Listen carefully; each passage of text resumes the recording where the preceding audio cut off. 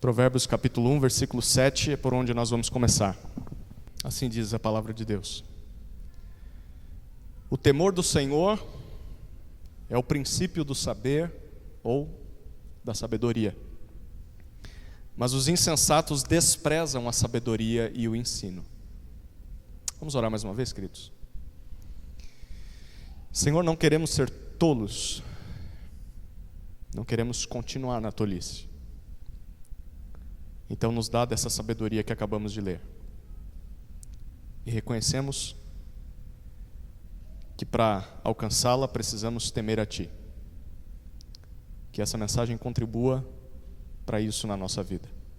Saiamos por essas portas, tementes a Ti, submissos a Ti, transformados por Ti. Oramos assim no nome de Jesus. Amém. Mordomo é aquele que administra aquilo que não é seu, que é de outro.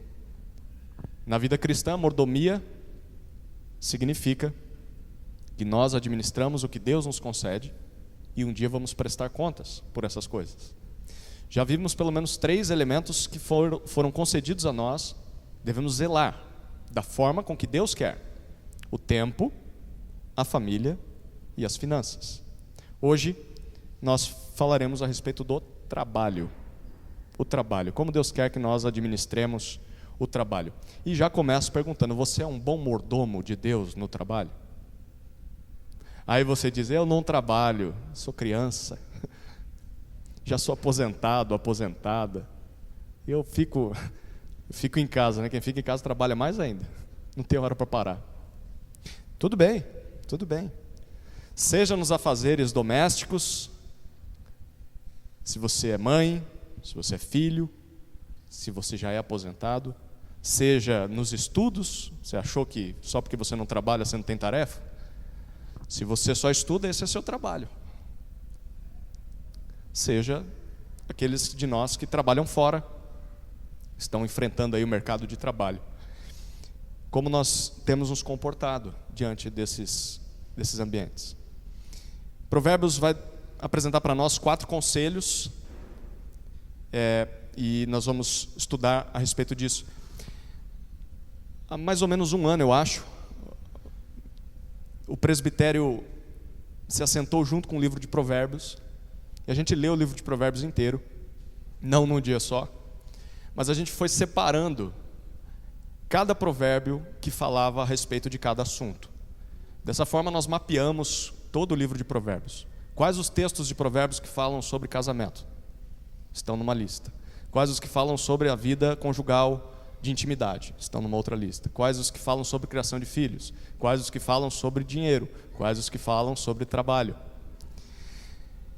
Nessas 2 últimas semanas eu me debrucei nessa lista e para produzir a pregação de semana passada e a dessa, eu estive diante de mais ou menos uns 120 versículos. Eu tive que separar, porque não dava para trazer tudo isso numa noite só, né? E ainda assim, para preparar essa, eu tinha apenas 65. Não dá para ler 65 e explicar os 65. Só se eu lesse só e a gente ia embora. Então o que eu vou fazer? Eu separei quase um pouquinho menos do que a metade desses versículos, e é o que a gente vai resumir nesses 4 conselhos. 4 conselhos sobre como administrar bem o trabalho que nós temos nessa vida. Primeiro conselho será: fuja da ganância. Segundo conselho: busque a honestidade. Terceiro conselho: abandone a preguiça. Quarto conselho: trabalhe com diligência e sabedoria. Vou repetir aos pouquinhos à medida que a gente for avançando. Primeiro conselho: fuja da ganância. Fuja da ganância. Você vai lembrar que Provérbios ele foi escrito com o propósito de treinar jovens tolos a se tornarem adultos sábios. E com o tempo esse livro foi usado para treinar não só reis, mas qualquer jovem. A lógica de Provérbios é a seguinte: se você não for treinado, você vai continuar tolo. E vai ser um adulto tolo, ingênuo, que vai tomar decisões erradas. Vai arrebentar com a tua vida e vai arrebentar com a vida dos que forem e viverem perto de você. Então Provérbios quer nos tirar da tolice. Ele já pressupõe que somos tolos. E onde tudo começa? Começa no texto que nós lemos. O temor do Senhor é o princípio da sabedoria. Para que alguém saia do caminho errado, o caminho da tolice, e entre no caminho de busca pela sabedoria, é preciso temer ao Senhor. O que significa temer ao Senhor? Tem um outro texto que repete praticamente essas palavras, mas nos dá algumas dicas. Capítulo 9, versículo 10 de Provérbios. 9, 10.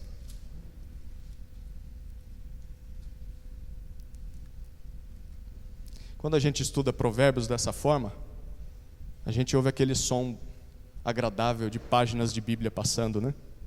Para quem está com o celular, a gente perde isso. Provérbios 9, 10 diz assim: o temor do Senhor é o princípio da sabedoria. Até aqui a gente já viu isso. O texto continua: conhecer o santo é ter entendimento. Nesse versículo, o autor de Provérbios compara temer ao Senhor com conhecer o santo, ou ter conhecimento do santo. Em outras palavras, na linguagem de Provérbios, temer ao Senhor é a mesma coisa que ter um relacionamento com o Deus Santo. Temer ao Senhor é estar em um relacionamento de reverência, de submissão, de amor ao Deus Santo. Sem esse relacionamento de intimidade, de dependência, ninguém vai ser sábio. A pessoa vai continuar tola. Mesmo conhecendo muita coisa, mesmo lendo o livro de Provérbios, se ela não temer ao Senhor, ela não vai alcançar a sabedoria. A pergunta que nós precisamos fazer aqui é: será que eu temo ao Senhor? Será que eu me relaciono dessa forma com o santo? Eu tenho intimidade com o santo? Porque se você não tem, eu pergunto, que tal não começar hoje? Que tal não ser hoje o dia em que você comece a se relacionar intimamente com Deus? Considere bem essa possibilidade com bastante carinho. Se você diz: não, eu acho que já, não é daquele jeito, né? Mas pelo menos eu já me aproximo do santo. Ok, então vamos explorar um pouquinho esse primeiro conselho: fuja da ganância. Provérbios, a gente viu, é a compilação dos ditados populares de Israel. E a maioria desses provérbios é atribuída a Salomão. E eu quero resumir o que a gente lê em Provérbios a respeito de ganância em duas lições. Então, o homem mais sábio do mundo, o homem mais rico de sua época, na sua época, ele nos disse o seguinte: primeira lição sobre ganância: não viva em função do dinheiro. Não viva em função do dinheiro. Quer ver isso no texto? Provérbios 23, versículos 4 e 5. 23, 4 e 5.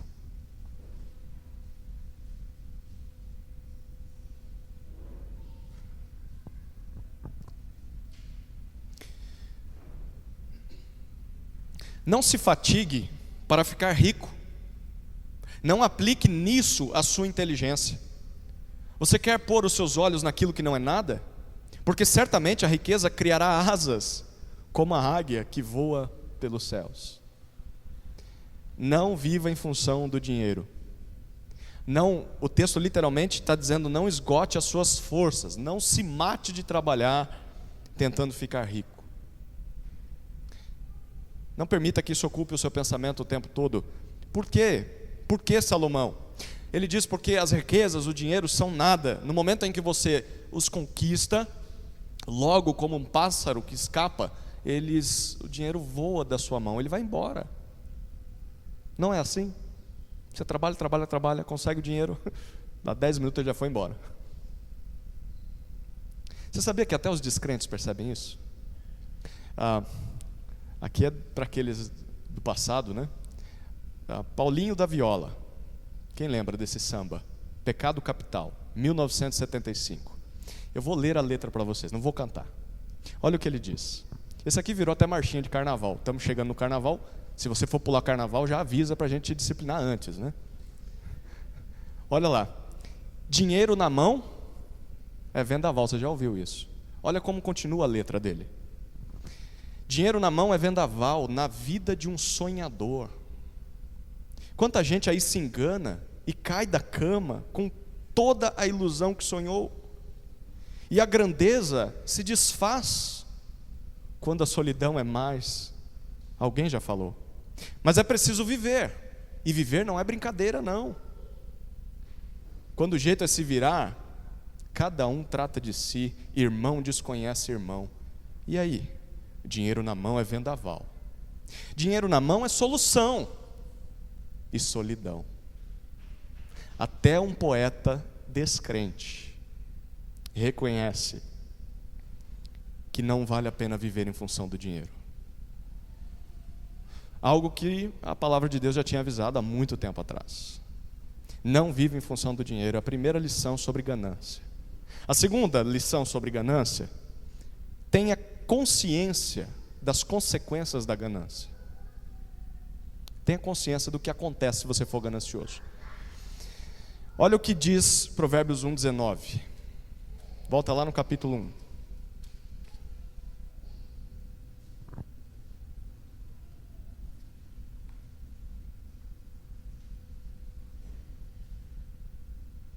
Este é o fim de todo ganancioso, e este espírito de ganância tira a vida de quem o possui. A ganância de um homem, por fim, acabará com a sua própria vida. Ser ganancioso é a mesma coisa que plantar ou semear a própria desgraça, a própria ruína. Um outro texto que mostra as consequências da ganância, capítulo 28, versículo 8.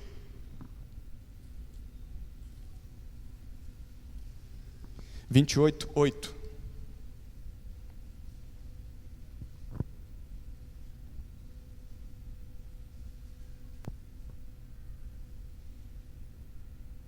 Quem aumenta os seus bens com juros e ganância, ajunta-os para o que se compadece dos pobres. É interessante esse texto porque, além de ser uma autossabotagem, a ganância, ela pode até fazer com que os nossos bens cresçam, os nossos rendimentos aumentem, mas um dia tudo isso vai ficar para outra pessoa. E talvez essa outra pessoa reparta o que a gente conquistou com tanta ganância, não dividindo com ninguém, reparta com as pessoas. É ilusão. Dessa vida nós não levamos nada. Ainda no capítulo 28, versículo 22. Olha o que o ganancioso faz. O ganancioso corre atrás das riquezas, mas ele não sabe que a pobreza há de vir sobre ele. Correr atrás das riquezas, ou ter pressa para ficar rico, ser ávido pelo dinheiro, na verdade, atrai pobreza. É possível ter muitos bens, mas ainda assim ser miserável. Quantos não são os ricos miseráveis? Miseráveis de espírito, que vivem em solidão.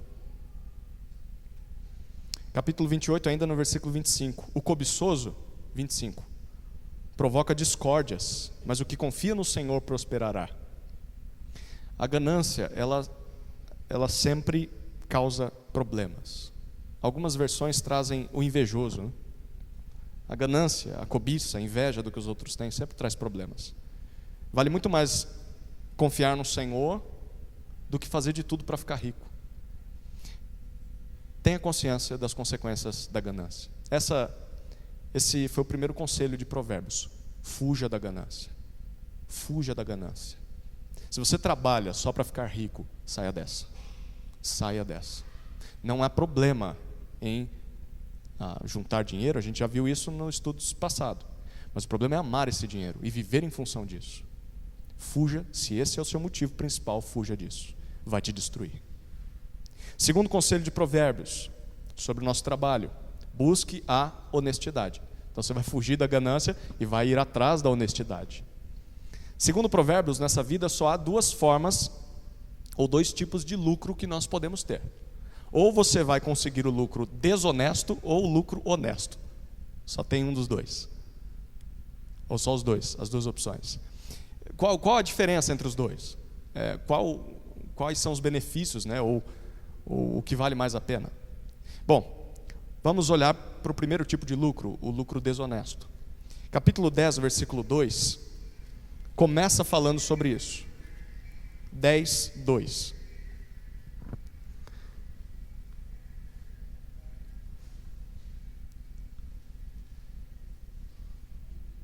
Os tesouros conseguidos de forma iníqua não servem para nada, mas a justiça livra da morte. Esse texto é interessante. Salomão não é ingênuo. Ele reconhece que ser desonesto, agir de forma iníqua, maldosa, pode levar alguém a ficar rico, sim. Tem gente que diz, não seja desonesto porque você não vai ficar rico. Tem um monte de gente rica desonestamente. E Salomão está reconhecendo, sim, pode te fazer ficar rico. No entanto, o versículo diz, tudo isso serve de nada se comparado à justiça ou retidão. Ele está dizendo, olha, é melhor você ser honesto e ter pouco do que conquistar esse mundão inteiro, mas às custas da desonestidade. Não vale a pena. Por que não vale a pena? Capítulo 20, versículo 17 explica um dos motivos. 20, 17.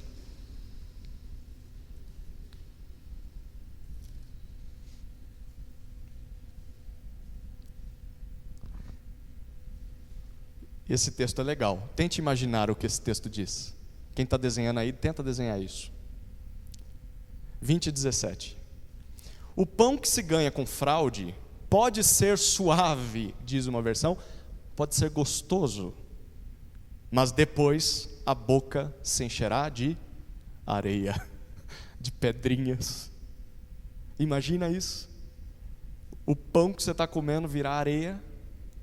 O texto está dizendo, olha, o fruto de um trabalho desonesto pode ser gostoso, saboroso a princípio.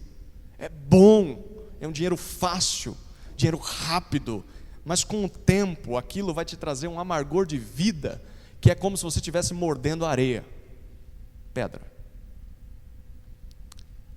Um pouquinho à frente, capítulo 21, versículo 6. Fazer fortuna, versículo 6, por meio da mentira, é vaidade e armadilha mortal. Fazer dinheiro, ficar rico através de mentira, de falsidade. Primeiro, o texto diz que é vaidade, é ilusão, é como vapor, logo se dissipa. É passageiro esse dinheiro, é um tesouro que não permanece. Mas além disso, o texto diz que é uma armadilha, vai te levar à morte. Quanta gente não se enrosca nessa vida e passa por sufoco porque está buscando um dinheiro ilícito. Só tolos buscariam algo que no final vai destruí-los. Por isso que o Provérbios está aqui para dizer, não busca isso. Capítulo 23 agora, versículos 10 e 11.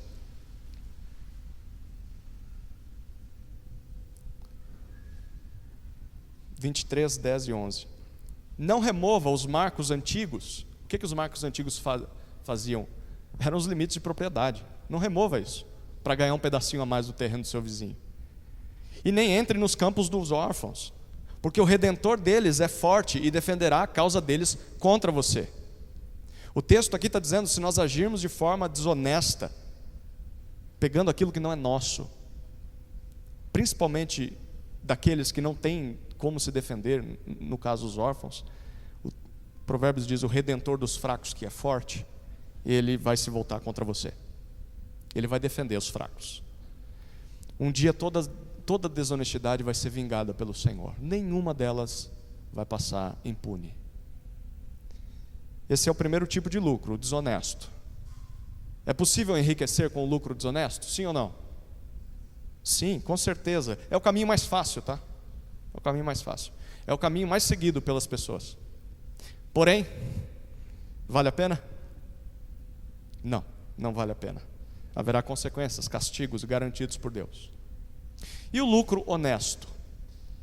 Como ele é? Volta para o capítulo 10. Tudo começou no capítulo 10, né? Só que agora o versículo 22. 10, 22.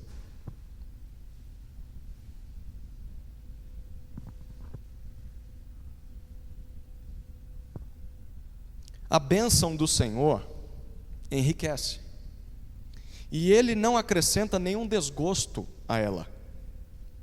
A gente viu no começo do capítulo, no versículo 2, que as riquezas adquiridas de forma honesta, elas não servem para nada. Mas aqui nós lemos que há um outro tipo de riqueza que não causa desgosto, não causa dor, não causa feridas, não causa pesar.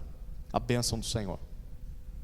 Se você está debaixo da bênção do Senhor, em temor, em submissão à palavra do Senhor, o Senhor vai te fazer prosperar. De forma bíblica, não como a gente vê na televisão. E essa prosperidade, ela vai ser sem desgosto, sem que isso seja à custa do sofrimento dos outros. Capítulo 20, versículo 10, fala um pouco mais sobre o lucro honesto. 20, 10. Se você quer um exercício aí para trabalhar no seu estudo bíblico, tenta descobrir o que a Bíblia fala sobre prosperidade. Pode começar por Provérbios. Você vai descobrir que é bem diferente das coisas que a gente ouve por aí.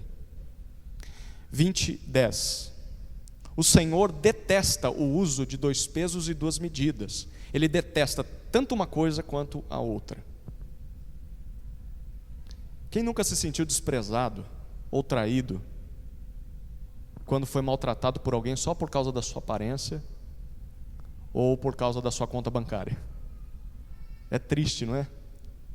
Ou quem nunca se sentiu lesado por um comprador ou por um vendedor que pratica um preço abusivo com você, mas com outro tipo de cliente ele cobra outro preço, um preço mais razoável, só para ter vantagem desonesta em cima de você? Isso não dá ódio? Não irrita a gente? Pois bem, esse texto diz que irrita uma outra pessoa também.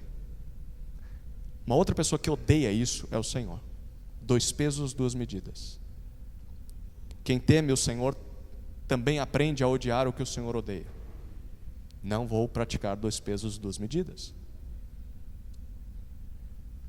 Capítulo 22, versículo 16. 22, 16. Estamos falando sobre o lucro honesto. 22, 16. Quem oprime o pobre para enriquecer a si, ou o que dá presentes ao rico, certamente empobrecerá. Esse texto aqui apresenta mais um motivo para que a gente seja honesto na busca do dinheiro. Primeiro, porque a opressão, que é o abuso dos mais necessitados, dos carentes, para que você enriqueça.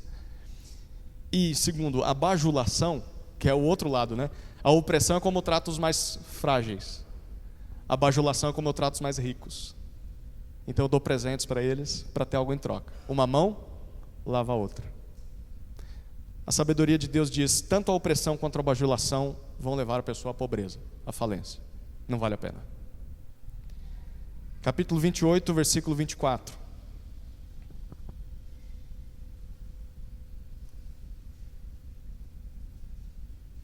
Só um comentário aqui do último que a gente leu, né? 28 e 24, vai abrindo aí. Quantas igrejas não oprimem as pessoas, né? Tentando tirar dinheiro delas, né? Não prospera, não. Biblicamente, não. E quantas não são as pessoas dentro de igrejas que bajulam os mais ricos, né? Só porque o dízimo é mais alto, aquele a gente não pode disciplinar. A gente tem que passar vista grossa para o pecado daquele lá. Não, o Provérbios já diz: não faça nenhum nem outro. Vai dar ruim. 28, 24. Quem rouba o seu pai ou a sua mãe e diz: não é pecado, esse é companheiro do destruidor. Se há algum tipo de roubo mais feio do que qualquer outro, é esse aqui, né? É roubar papai e mamãe. Isso aqui acontece muito quando a pessoa está viciada em droga. Quantos não são os pais? Mas roubou tudo lá de casa. Olha o que Provérbios fala. Ele fala: a pessoa não só rouba os pais, mas ela ainda diz: isso não é errado. Só tolos são capazes de praticar algo assim. Roubar a quem mais te ama nessa vida, ou deveria te amar. Sabe o que acontece com quem faz isso? O texto diz: essa pessoa está atraindo para si mesmo destruição. A linguagem do texto está convidando a destruição para ser a sua melhor amiga. É companheiro do destruidor. Isso certamente não vai acabar bem. O segundo tipo de lucro que a gente pode buscar nessa vida é o lucro honesto. Deus abençoa o lucro honesto. Muito melhor do que o desonesto. Esse é o segundo conselho de Provérbios. Busque a honestidade. Fuja da ganância, busque a honestidade. Terceiro conselho. Abandone a preguiça. Não é fuja do preguiçoso, não. É você abandone a preguiça. Ah, eu não sou preguiçoso. Tá bom, vamos lá. Por mais que entre as pessoas há um senso comum de que a preguiça é uma coisa ruim, né? Tem gente que ainda acha que a preguiça é boa. Mas se a gente fizer uma pesquisa aqui, eu acho que 90% ou até 100% vai responder que, olha, não é bom a preguiça, né? Ser preguiçoso não é bom. Mas ainda assim tem gente que tem dificuldade em definir o que é preguiça. O que é preguiça? Para alguns é só, você não gosta de trabalhar, né? A preguiça vai além do não gostar de trabalhar. A gente vai ver aqui. Mas se a gente tem dificuldade em identificar o que é preguiça, quanto mais, ou de definir preguiça, quanto mais identificar ela na gente, né? A gente normalmente identifica nos outros, né? Fulano é preguiçoso. Será que eu não sou preguiçoso? Provérbios quer nos ajudar com isso através de 3 passos, tá? Primeiro passo, descubra o que é preguiça. Segundo passo, saiba identificar um preguiçoso. Terceiro passo, combata a preguiça que há em você. Então vamos lá para o primeiro passo. Para abandonar a preguiça, você precisa descobrir o lado ruim da preguiça. O que ela é. Capítulo 15, versículo 19. 15, 19.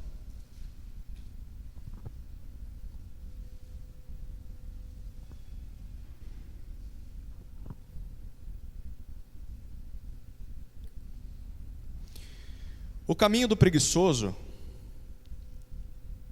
15, 19. O caminho do preguiçoso é como que cercado de espinhos, mas a vereda dos justos é plana.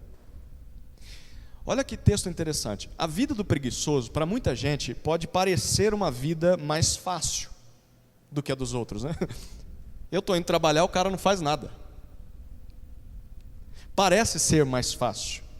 Parece para o preguiçoso que a vida dele é mais fácil. Para que eu vou esquentar com isso? Para que eu vou me desgastar tanto para trabalhar tanto quanto aquela pessoa? Para que tanto esforço nessa vida? Parece ser uma vida mais fácil. Mas, na verdade, o texto diz que ele só está atraindo para si mesmo ainda mais problemas, mais dificuldades. A vida do preguiçoso é uma vida cheia de espinhos, contratempos, embaraços que ele mesmo buscou. Gente, se a vida do justo, do trabalhador nesse mundo já é difícil, a do preguiçoso, segundo Provérbios, é pior. Você acha que é difícil acordar cedo, trabalhar, fazer as tarefas de casa e dormir tarde? É difícil, é penoso. Mas Provérbios está dizendo, pior é a vida do preguiçoso. É muito mais difícil, por mais que não pareça. Além disso, olha o capítulo 19, versículo 15. Talvez você esteja perguntando, né, como que é mais difícil? Alguns textos vão mostrar para você. Capítulo 19, versículo 15. Olha o que a preguiça faz. A preguiça faz cair em sono profundo, e o ocioso passará fome. A preguiça, segundo esse texto, ela gera 2 consequências. Primeira, ela gera ainda mais sono. Preguiça atrai mais preguiça. Já esteve nessa situação? Você falou, hoje eu vou dormir até amanhã. Aí você dorme. Acorda, está mais cansado do que quando foi dormir. Não é assim? E por vezes você tem uma noite de sono ali, 6, 7 horinhas, acorda cedo, vai fazer uma caminhada, vai fazer suas tarefas, você está bem, revigorado. O texto diz, a preguiça atrai mais preguiça. Quanto mais você faz nada, mais cansado você vai ficar.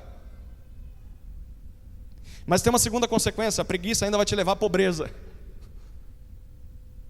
Isso por causa do que nós lemos no capítulo 20, versículo 4, olha lá. 24, um pouquinho à frente.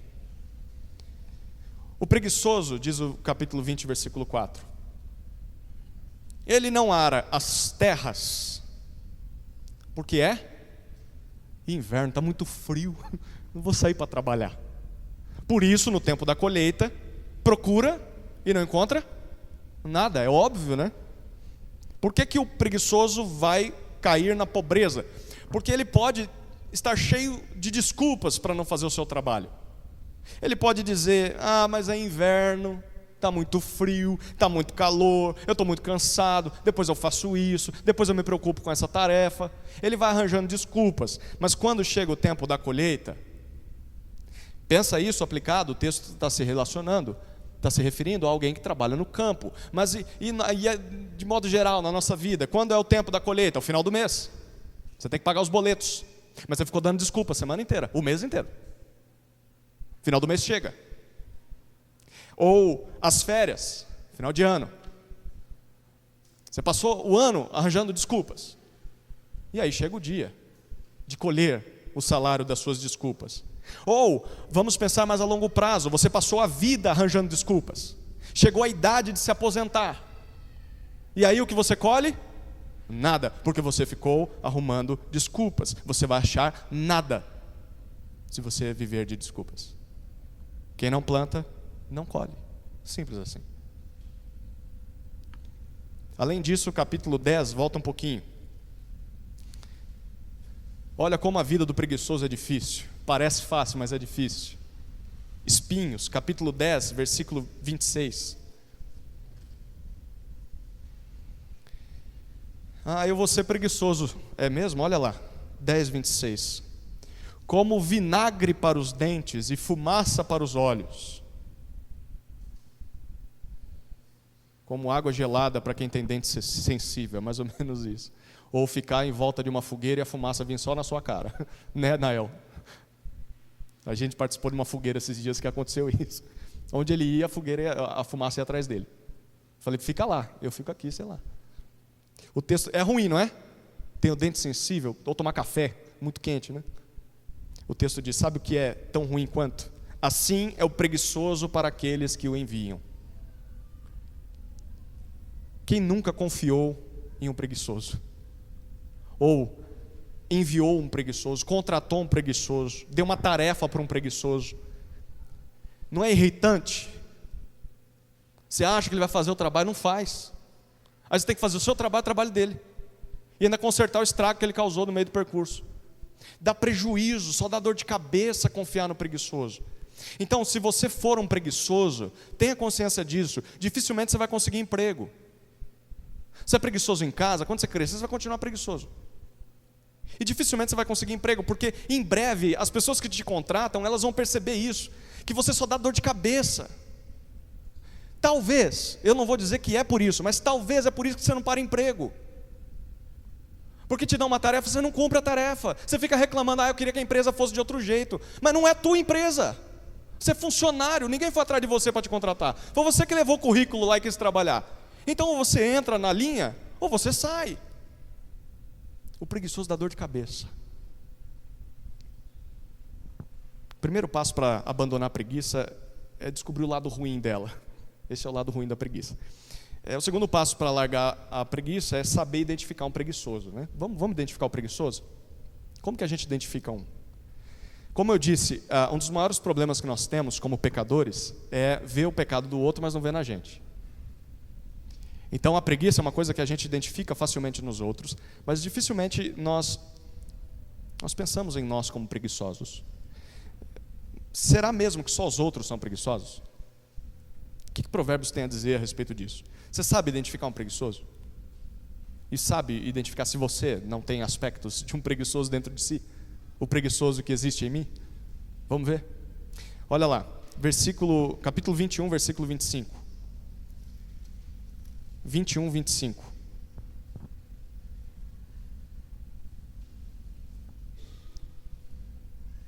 Você achou que ia escapar, né? Olha o que esse texto diz. 21, 25.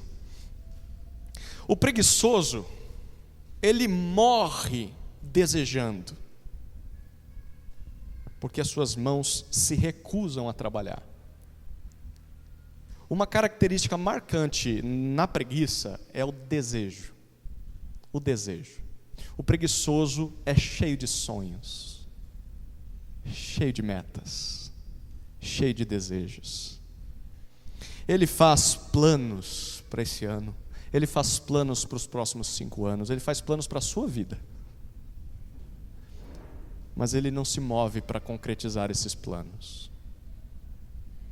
Ou quando ele entra no plano, ele começa a cumprir o plano, ele abandona o plano no primeiro sinal de dificuldade. Eu não imaginava que ia se dar tanto trabalho assim, eu não quero esse negócio para mim. Aí você pergunta para ele, como está aquele negócio? Não, já estou em outro. Aí fica 2 meses no outro e muda de novo, e vai mudando, e vai mudando. Isso é característica de preguiçoso. O preguiçoso é um sonhador. O preguiçoso nunca dá sequência nos seus projetos, vive mudando de projeto para projeto. Ele nunca termina nada. Ele começa uma coisa e fica lá, do jeito que ele deixou. Ele não terminou. Tem gente que trabalha assim. Começa um trabalho. Olha que legal aquele ali. Mas e o que te contratou aqui? Desculpa. E nem responde mais. É preguiça. Dentre outras coisas também, sem vergonhice e tal, né? É preguiça. Você vê isso na sua vida? Sua cara já está respondendo. Cuidado com isso. Cuidado, se você entra em projetos e já sai, é característica de preguiça. Tem um outro texto legal que nos dá quatro outros elementos a respeito da preguiça. Capítulo 26. Como identificar um preguiçoso? Capítulo 26. Versículos 13 a 16.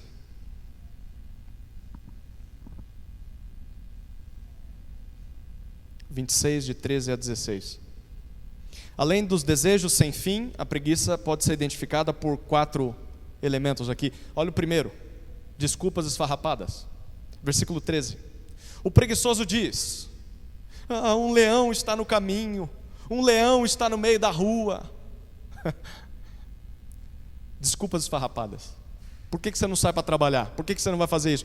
Ele usa perigos, ele usa ameaças, riscos como desculpa para não sair.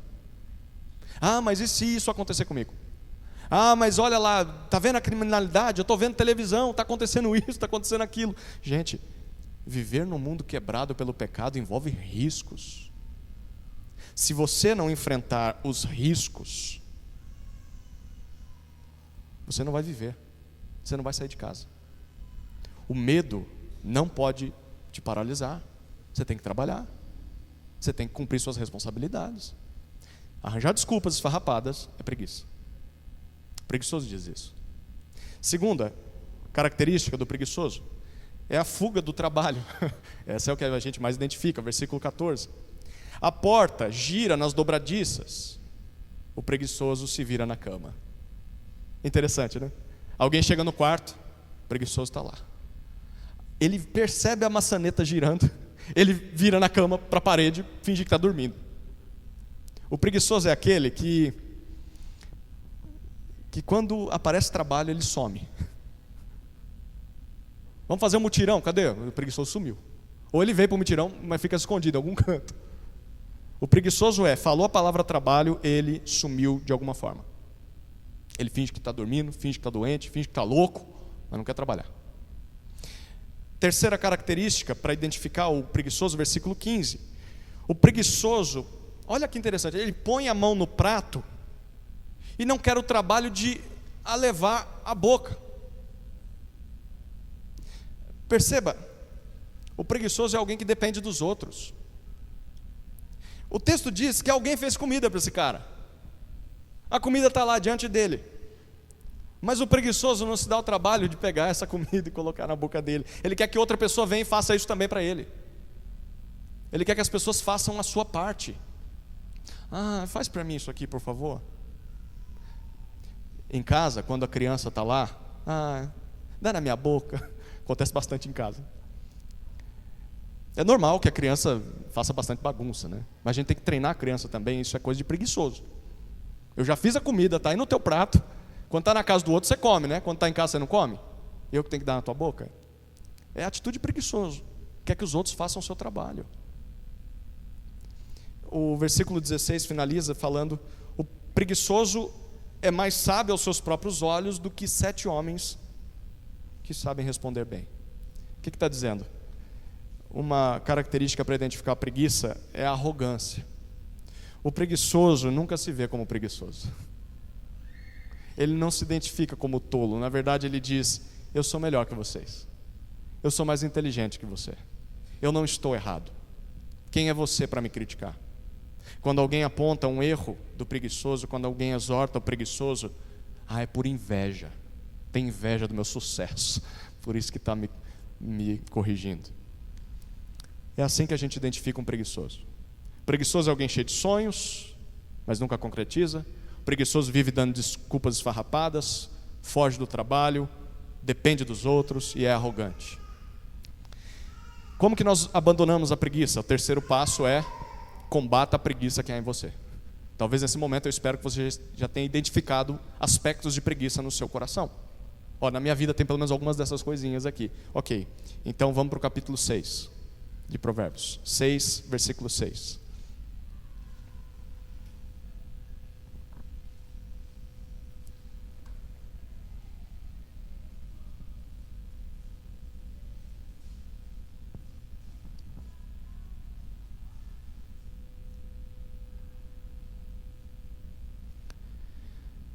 Vamos ler até o 11.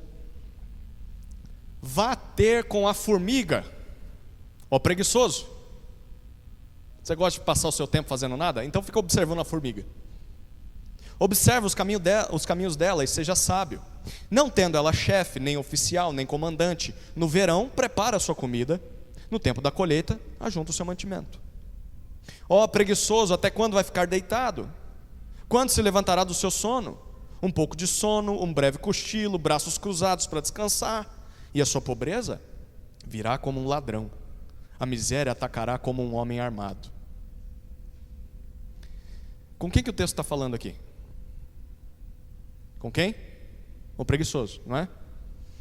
Sabe o que isso significa? Que se você identifica sinais de preguiça na sua vida, o texto está falando com você. Está falando comigo. E o que o texto tem a dizer para nós? 2 dicas pelo menos. A primeira, aprenda com a formiga, versículos 6 a 8. Bom, o que a formiga faz? A formiga trabalha sem precisar de chefe. A formiga trabalha sem precisar de alguém que está cobrando ela o tempo todo, dizendo: olha, lembra que você tem que fazer isso? Essa é a sua tarefa. Sabe, quando o responsável passa, aí todo mundo começa a trabalhar, sai da rodinha de café, não, vamos trabalhar. Mas quando o líder vai para outro caminho, aí volta para a preguiça. A formiga não faz isso, a formiga trabalha. Seja proativo então. Se você é preguiçoso, não faça só quando te observam. Segunda dica, está no versículo 9 até 11. Durma quando tiver que dormir e trabalhe quando tiver que trabalhar. O texto diz: olha, tudo bem, um pouquinho de sono, um breve cochilo, mas você vai enrolando isso. Quando vê, a pobreza te atingiu. Dormir e descansar não é errado, a gente falou isso lá na primeira mensagem. O errado é você ficar na cama mais do que deve. Participar do lazer mais do que deve. Curtir a vida mais do que deve. É fazer essas coisas quando você já deveria ter levantado para trabalhar ou estudar. Por fim, tem um texto muito legal no capítulo 24. Capítulo 24. Dica para o preguiçoso, é que essa aqui é uma dica plus, tá? É extra. Capítulo 24. Versículos 30 a 34.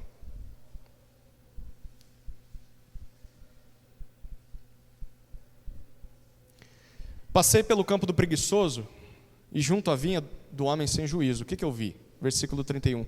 Eis que tudo estava cheio de espinhos e coberto de urtigas, e o muro de pedra estava em ruínas. Ao contemplar aquilo, eu fiquei pensando. Olhei e tirei a seguinte lição: um pouco de sono, um breve cochilo, braços cruzados para descansar, e a sua pobreza virá como um ladrão. A miséria atacará como um homem armado. Um outro texto, capítulo 27, fala algo semelhante. 27, de 23 a 27. Capítulo 27, 23. Olha que legal, a dica para o preguiçoso.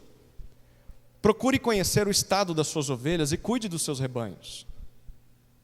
Porque as riquezas, olha o versículo 24, as riquezas não duram para sempre, nem a coroa de geração em geração. Ele está falando de herança. Você recebeu um negócio do seu pai, da sua mãe, cuida disso, isso não vai durar para sempre. Versículo 25, quando o feno for removido, aparecerem os renovos, e se recolher o capim dos montes, então os cordeiros lhe darão a lã para a roupa, os bodes serão vendidos para pagar o campo, e as cabras produzirão leite em abundância para alimentar você, alimentar a sua casa e sustentar as suas servas. A terceira dica para o preguiçoso: primeiro, aprenda com a formiga, trabalhe sem precisar de chefe. Segundo, durma quando tiver que dormir, trabalhe quando tem que trabalhar. Terceira dica, cuide daquilo que você já tem, preguiçoso. Porque se você não cuidar do que você já tem, você vai perder o que você tem. Ao invés de ficar sonhando, eu queria ter mais, cuida do que você já tem. Administra o que você já tem. Não só bens, mas aqui vai uma dica: administra o teu casamento. Você tem o seu casamento hoje, Deus te deu esse casamento hoje. Se você não cuidar do teu casamento hoje, você pode perder o teu casamento amanhã. Administra o que você já tem. Cuida dos teus filhos hoje. Não fica sonhando e pensando e planejando, e ao fazer isso, perder o tempo que você deveria estar tendo com os teus filhos hoje. Você pode perder os teus filhos amanhã. Cuida do que você já tem, cuida da tua saúde hoje. Coisas que você deveria estar fazendo ou ter parado de fazer, mas você fica protelando isso, amanhã você pode não ter mais a sua saúde. Cuida do teu emprego hoje, porque pode ser que amanhã você não tenha mais. Você vive reclamando do teu emprego, mas ficar sem emprego vai ser pior, você pode ter certeza. Cuida do que você já tem, para não acabar perdendo por causa da preguiça. Terceiro conselho: abandone a preguiça. Quarto e último conselho da noite: trabalhe com diligência e sabedoria. A gente pode dividir esse conselho de trabalho em 3 partes. Primeiro, os perigos da ociosidade. Segundo, os benefícios do esforço. E terceiro, as dicas de um sábio. Capítulo 10, versículos 4 e 5.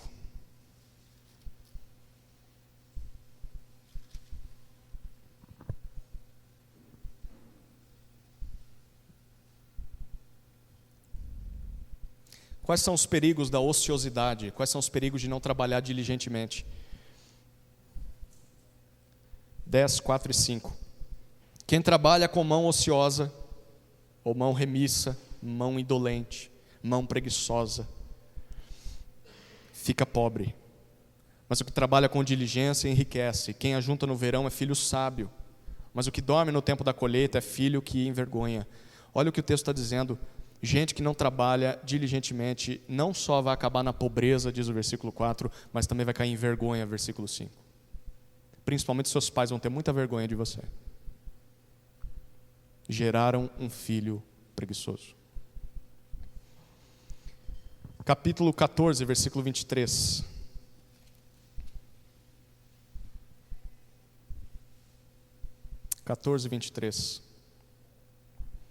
Em todo trabalho, trabalho honesto, como a gente já viu, em todo trabalho há proveito, porém, meras palavras levam à penúria. De novo, só falar vai levar você à pobreza, ficar só sonhando, pensando. Por isso o texto diz: todo tipo de trabalho, desde que seja honesto, ele é proveitoso, ele é melhor do que aquele que só promete. Isso significa o seguinte, que é melhor ter um mau emprego, uma má ocupação, talvez o trabalho não é tão bom quanto você queria, o salário não é tão bom quanto você queria. É melhor ter um trabalho assim do que ter trabalho nenhum, do que ter emprego nenhum. Tem gente que está com uma coisa certa: não gostei do jeito que me tratou, e aí pede demissão, mas a conta vai chegar no final do mês, e aí você não acha outro emprego. Ele vai reclamar com Deus, vai falar: o diabo está me perseguindo. Está nada, você não está lendo a tua Bíblia. Emprego ruim é melhor do que emprego nenhum. Passar necessidade, depender dos outros. Fique atento aos perigos da ociosidade. Em segundo lugar, dentro do trabalho, com diligência e sabedoria, observe os benefícios do esforço. Vale a pena ser dedicado. 3 benefícios do esforço. Primeiro, capítulo 12, versículo 24.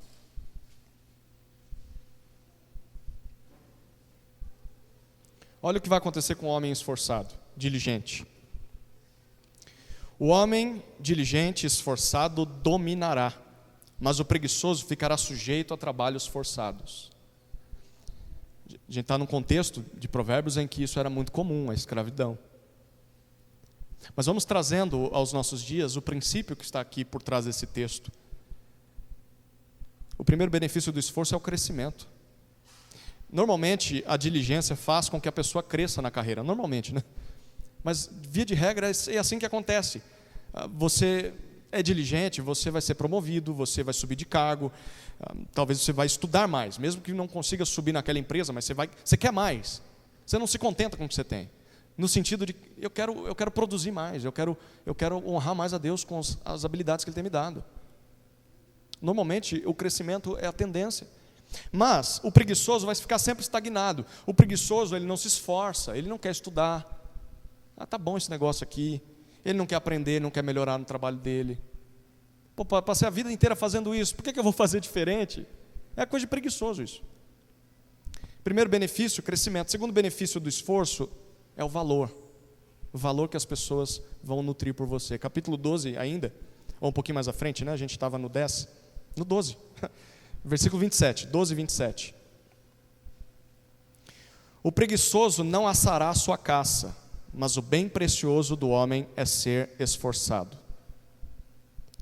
Enquanto o preguiçoso ele não se esforça para melhorar de vida, o texto aqui, algumas versões trazem que ele não vai atrás da caça. Outras dizem que ele já tem a caça, mas ele não quer preparar a caça, ele não quer assar. O preguiçoso ele não se esforça para melhorar de vida. Ele se contenta, ele não desenvolve as suas habilidades, a sua capacidade, ele não desenvolve o seu patrimônio, ele não está disposto a trabalhar mais, a prosperar com aquilo que tem. Ele tem preguiça de assar o que está ali. Ai, que fome. Pega e frita o negócio. Ele tem preguiça.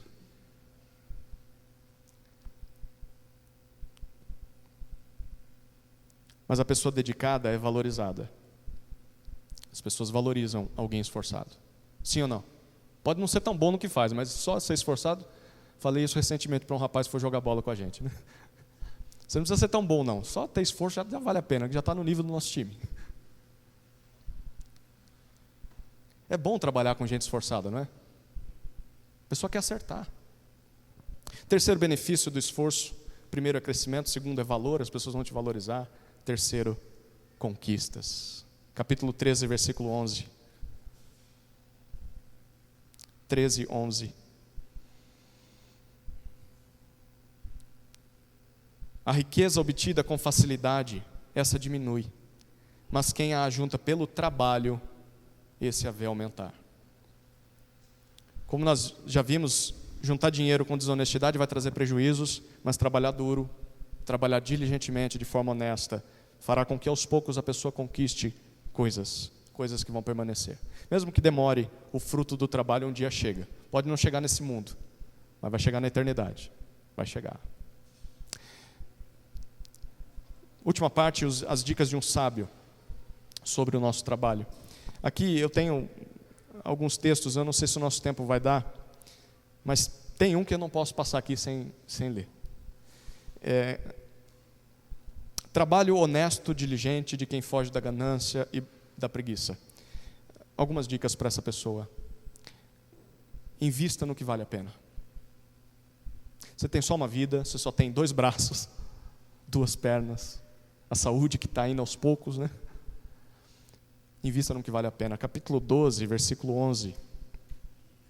12, 11. Olha que texto fantástico. O que lavra a sua terra terá pão em abundância, mas quem corre atrás de coisas sem valor não tem juízo. A NVI traduz esse texto como quem corre atrás de fantasias.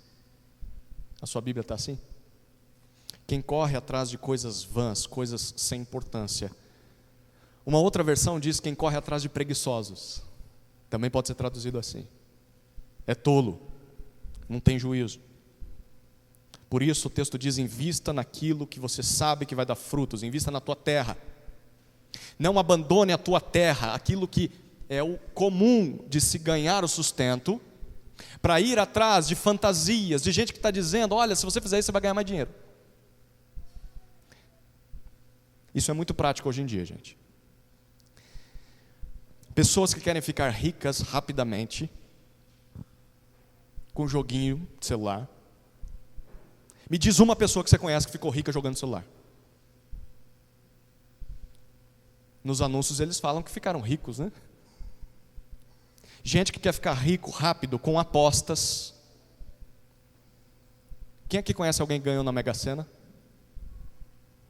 Quem aqui conhece alguém que ganhou uma bolada em aposta? Não ganhou 20, 30 reais, isso aí não vale. Ah, ganhei na loteria. É raro, porque as probabilidades são minúsculas. Mas a pessoa quer ficar rica, rápido.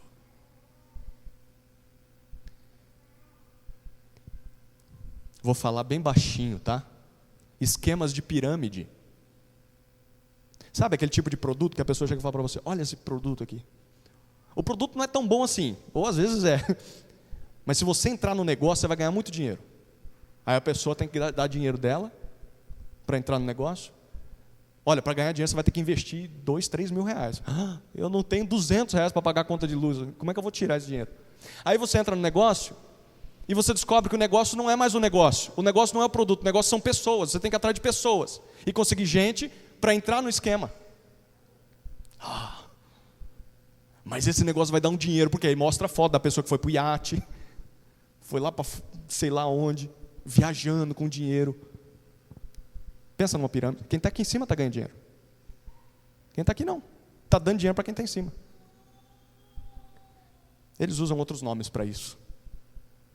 Mas é tudo tolice. Fazer dinheiro fácil e rápido sem muito esforço. O texto está dizendo: não faça isso. Não perca seu tempo com fantasias. Seguir quem ensina essas coisas é tolice. Não caia nessa, isso só vai te dar prejuízo. O provérbio já estava aqui avisando há muito tempo. Se você teve prejuízo com alguma dessas coisas, agora é hora de pôr a mão. Oh meu Deus, eu devia ter lido esse texto. Estava aí o tempo todo. O caminho mais seguro e comum para conquistar coisas sempre será o bom e velho trabalho duro. Trabalho duro naquilo que realmente importa, vale a pena. O campo que você tem, a profissão que você adquiriu, as habilidades que Deus te deu. Não abandone isso, a sua energia, o seu tempo, para correr atrás de fantasias. Gente que está prometendo o mundo e o fundo para você, mas ele mesmo não tem essas coisas. Ou tem às custas de você. Não caia nessa. Invista naquilo que vale a pena.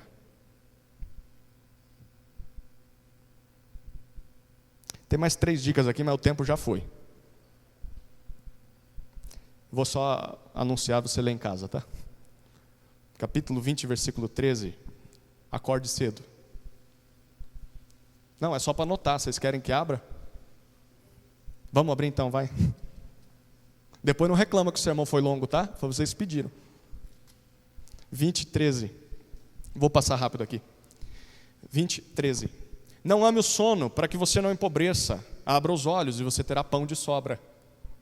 Deus ajuda quem cedo madruga. Esse é provérbio nosso, mas já está expresso na palavra de Deus há muito tempo. Há tempo para dormir, descansar, mas ficar na cama, amar o sono vai te levar à pobreza. Então, abra os seus olhos. A NVI traduz: fique desperto, e você vai ter sempre coisas de sobra. Então, invista no que vale a pena, acorde cedo. Capítulo 20, versículo 14 ainda. Saiba negociar. Olha o que diz o versículo seguinte: não presta, não vale tanto. Diz quem? O comprador. Mas quando vai embora, então se gaba do negócio que fez. A gente tem um provérbio, um ditado popular para isso, né? Quem desdenha quer comprar. É normal quem vai comprar alguma coisa, ou o cliente vai ser sempre aquele que reclama do valor, né? Ah, não vale tanto não. Ah, não, vai pedir desconto, né? E quem for vender também vai dar o seu preço, né? Se você não quer dar desconto, então fala: isso aqui, se quiser leva, se não quiser, tem quem queira. O provérbio já está anunciando, é assim que funciona uma negociação, então saiba negociar. Entre no negócio já sabendo que vai ser assim. Disposto a negociar, faz parte do negócio. Quarta e última dica, 26:10. Foi mais rápido do que eu imaginava. 26:10. Como um flecheiro que fere a todos, assim é o que contrata os tolos e os primeiros que passam. Quarta dica do trabalho sábio: contrate corretamente. Imagine essa cena, um flecheiro. Flecheiro é para quê? Para atacar o inimigo à distância. Aí você coloca o flecheiro, você contratou ele para aquilo, né? Treinou ele para aquilo. E aí você vira as costas, né? Ele está atrás de você. É para atacar lá. Ele começa a atacar todo o seu exército. Não serve para nada. A sabedoria de Provérbios está dizendo: se você contratar e confiar num preguiçoso, primeiro, o texto que a gente já leu anteriormente diz que vai trazer problema, prejuízo, mas aqui ele diz: não contrate o primeiro que você encontrar, porque vai também te dar prejuízo. Uma outra versão diz que não contrate o bêbado. Não contrate uma pessoa viciada, a menos que você saiba que ela vai dar trabalho e você queira ajudá-la. Se você quer que ela produza, saiba que o negócio vai dar dor de cabeça. Muitas vezes é melhor não ter ninguém para ajudar do que ter a ajuda de um tolo, um insensato. Você vai ter que fazer o trabalho dele também. Trabalhe com diligência e sabedoria. Vamos finalizar, gente? Por que a gente faria tudo isso que viu? Por que a gente fugiria da ganância, buscaria a honestidade, combateria a preguiça e trabalharia com diligência e sabedoria? Vamos finalizar com Isaías 53. Você que conhece o texto, talvez vai se perguntar por que a gente vai finalizar com esse texto. Isaías 53. Sabe por que a gente vai trabalhar como Provérbios ensina? Porque foi o que a gente aprendeu através do nosso Salvador Jesus. Olha o que diz o texto.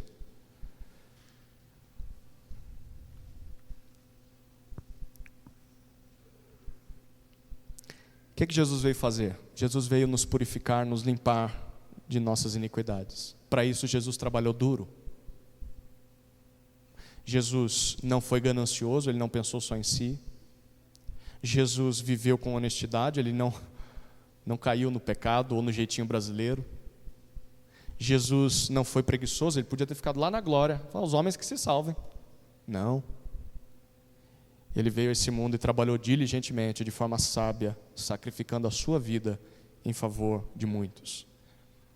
Ainda assim, a princípio, pode ter parecido que o seu trabalho foi em vão. Olha o que diz Isaías 53, de 1 a 3.